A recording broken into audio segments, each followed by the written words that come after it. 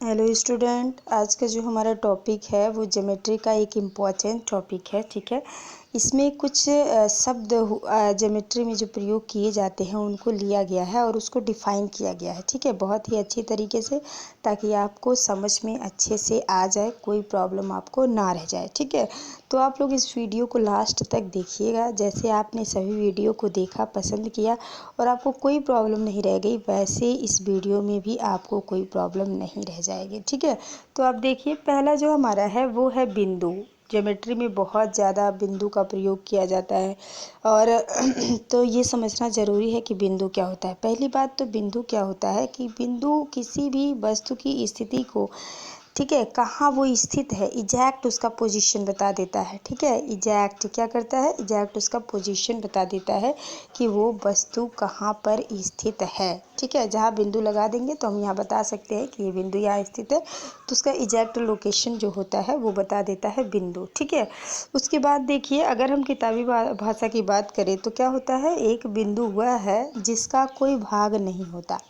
ठीक, एक बिंदु क्या है, वह होता है जिसका कोई भाग नहीं होता, यानी किसी भी बिंदु का कोई और भाग नहीं किया जा सकता। ठीक है, अब देखिए रेखा क्या होती है। रेखा तो आप लोग जानते ही हैं कि रेखा भी इम्पोर्टेंट है। जब भी हम ज्योमेट्री की बात करते हैं, कोई भी क्वेश्चन सॉल्व करते हैं तो हमें रेखा से तो गुजरना ही पड़ता है। ठीक है, तो रेखा क्या होती है, तो चौड़ाई रहित लंबाई को रेखा कहते हैं। क्या होता है, चौड़ाई रहित लंबाई को रेखा कहते हैं, यानी कि जिसमें लंबाई तो हो लेकिन चौड़ाई ना हो, चौड़ाई ना हो। ठीक है, रहित मतलब ना हो। ठीक, तो चौड़ाई रहित लंबाई को क्या कह देते हैं, हम रेखा कह देते हैं। ठीक है, और रेखा को इस तरह से दिखाया जाता है, ऐसे।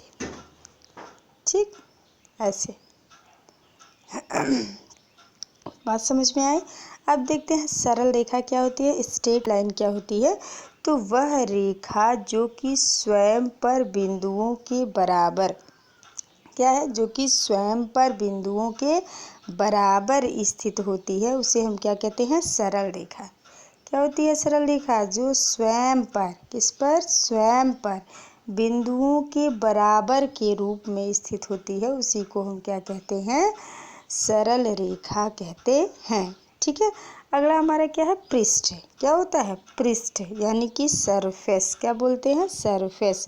तो एक पृष्ठ ठीक है, एक पृष्ठ वह है जिसकी केवल लंबाई एवं चौड़ाई होती है। ठीक है, तो पृष्ठ क्या होता है, जिसकी लंबाई और चौड़ाई होती है, उसको हम क्या कह देते हैं, पृष्ठ। ठीक है, लेकिन अगर लंबाई के चौड़ाई रहित लंबाई है, ठीक है, तो उसको हम क्या कह देते हैं, रेखा।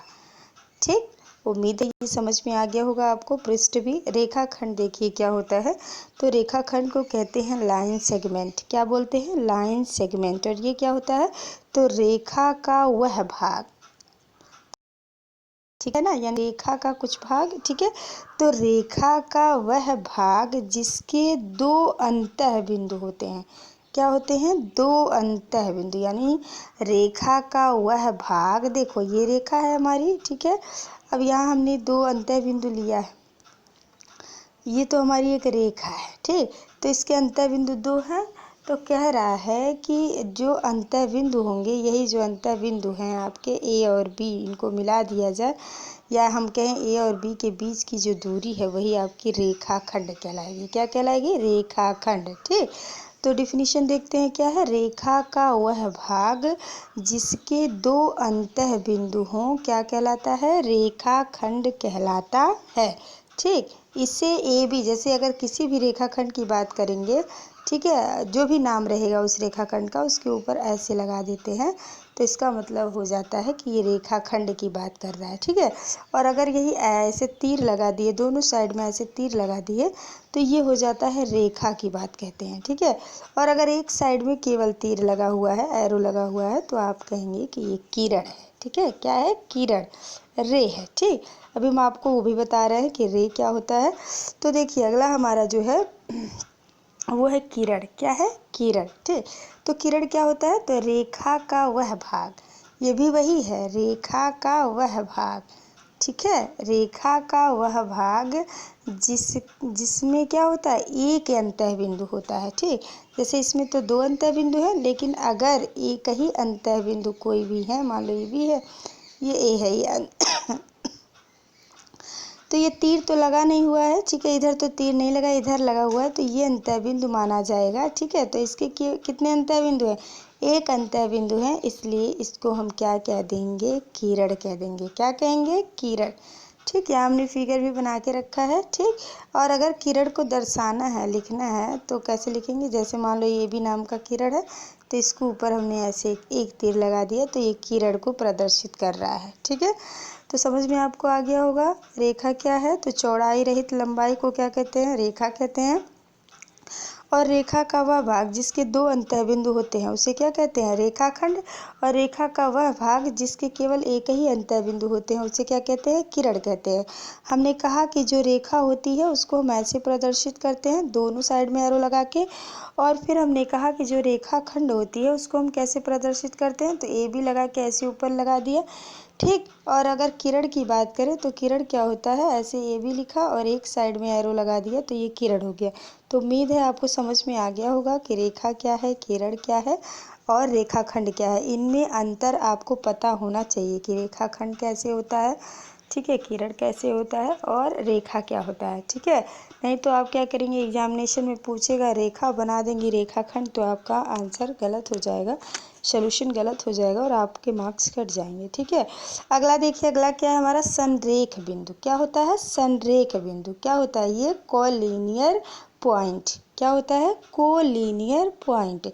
यदि तीन या तीन से अधिक होता नहीं है, देखो अब ये रेखा जो बन रही है वो दो बिंदुओं से बन रही है ना, दो बिंदु से। ठीक है, लेकिन अगर क्या हो, यदि तीन या तीन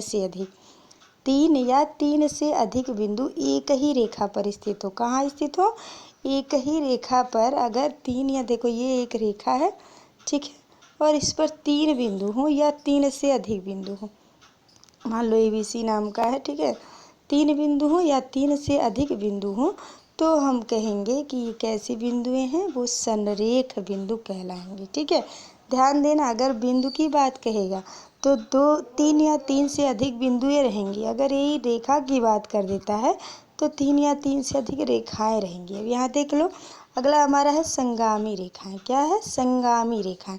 तो संगामी रेखाएं क्या होती हैं, कॉनकरेंट। क्या होती है, कॉनकरेंट लाइन होती हैं। तो इनको क्या कैसे करते हैं, कहते हैं यदि तीन अथवा तीन से अधिक, अभी हमने कहा था तीन अथवा तीन से अधिक बिंदु, क्या कहा था ऊपर, तीन या तीन से अधिक बिंदु, और यहाँ रेखा है इसलिए हम लोग क्या कहेंगे, तीन या तीन से अधिक रेखाएं। ठीक, तीन या तीन से अधिक रेखाएं एक ही बिंदु पर प्रतिच्छेद करें। क्या हो, एक ही बिंदु पर प्रतिच्छेद करें, तो वो क्या कहलाती हैं, वो रेखाएं कैसी रेखाएं कहलाती हैं, संगामी रेखाएं कहलाती हैं। तो उम्मीद है आपको समझ में आ गया होगा। अगर संगामी रेखाएं कहेगा तो तीन, या सबसे पहले आप यही लिखिए, तीन या तीन से अधिक रेखाएं। अब कहाँ से होकर गुजरेंगी, तो जब किसी एक बिंदु से होकर गुजरेंगी। यहाँ देखो ये तीन रेखाएं हैं, या इससे अधिक हो जाए, और बिंदु कितना है, एक ही बिंदु है। ठीक है, अब रेखाएं हैं तो दोनों साइड में एरो रहेगा। ठीक है, ये ध्यान रखना। तो ये क्या है, एक ही बिंदु से होकर गुजर रही हैं, तो ये रेखाएं कैसी रेखाएं कहलाएंगी, संगामी रेखाएं कहलाएंगी।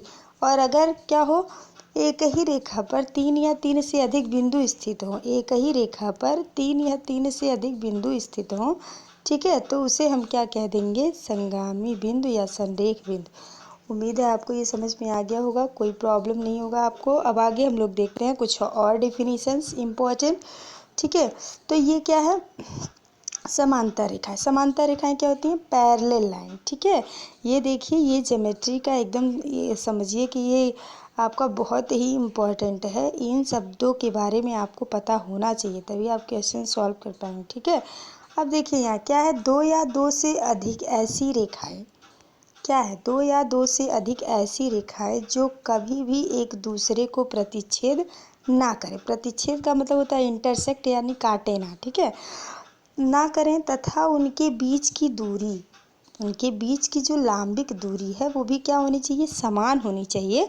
तो ऐसी रेखाओं को हम कौन सी रेखा कह देते हैं? समांतर रेखाएं कह देते हैं। क्या कह देते हैं?